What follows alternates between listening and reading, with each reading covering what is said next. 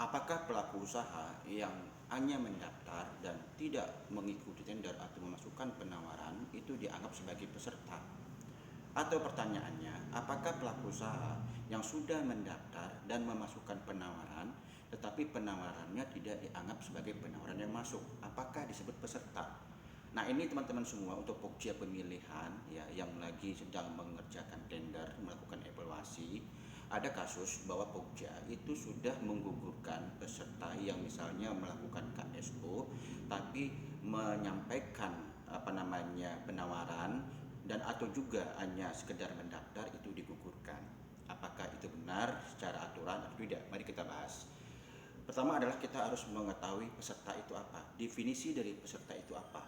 Bahwa peserta itu adalah pelaku usaha yang mendaftar dan mengikuti tender atau pelaku usaha yang mendaftar untuk mengikuti tender. Jadi bukan sekedar mendaftar saja. Ada kalimat untuk mengikuti tender yang artinya ketika mengikuti tender pasti menawar. Nah, jadi pastikan dulu apakah pelaku usaha yang mendaftar dan mengikuti tender ini menyampaikan penawaran atau tidak. Jadi kalau dia sudah melakukan KSO dan selanjutnya dia juga ikut menawar, ya maka itu digugurkan kedua-duanya. Ya. Lalu selanjutnya kasus kedua adalah pelaku usaha yang mendaftar dan mengikuti tender dan sudah memasukkan penawaran, tetapi ternyata penawarannya tidak memenuhi sebagai penawaran yang masuk. Contohnya dalam aturan yang ada dalam lampiran 5 ya. Yang dimaksud dengan penawaran yang masuk adalah penawaran yang menawar, yang memasukkan penawaran dokumen administrasi, dokumen teknis, dan dokumen harga. Nah, itu baru dianggap sebagai penawaran yang masuk. Tapi kalau misalkan salah satu dokumen ini tidak disampaikan, contoh misalnya dengan paket kecil ya, di teknis misalnya, ada personil manajerial, ada peralatan, ada RKK.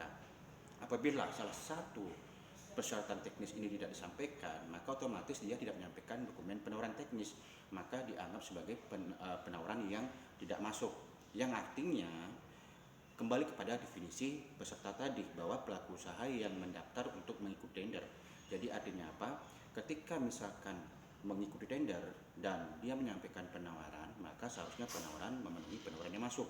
Tapi kalau tidak memenuhi penawaran yang masuk, maka tentu bukan yang disebut dengan peserta. Jadi kasusnya ketika misalkan pelaku usaha sudah melakukan KSO dan kemudian juga memasukkan penawaran, tetapi penawarannya tidak masuk ya karena tidak memenuhi 3 dokumen tadi salah satunya, maka tetap saja tidak boleh digugurkan ya. Artinya peserta yang ber-KSO itu tetap dilanjutkan. Jadi peserta yang tadi hanya menawar tapi penawarannya tidak dianggap masuk, maka tentunya tidak dianggap sebagai peserta. Nah, itu teman-teman semua, nanti kita ketemu di Jakarta. Salam pengajar.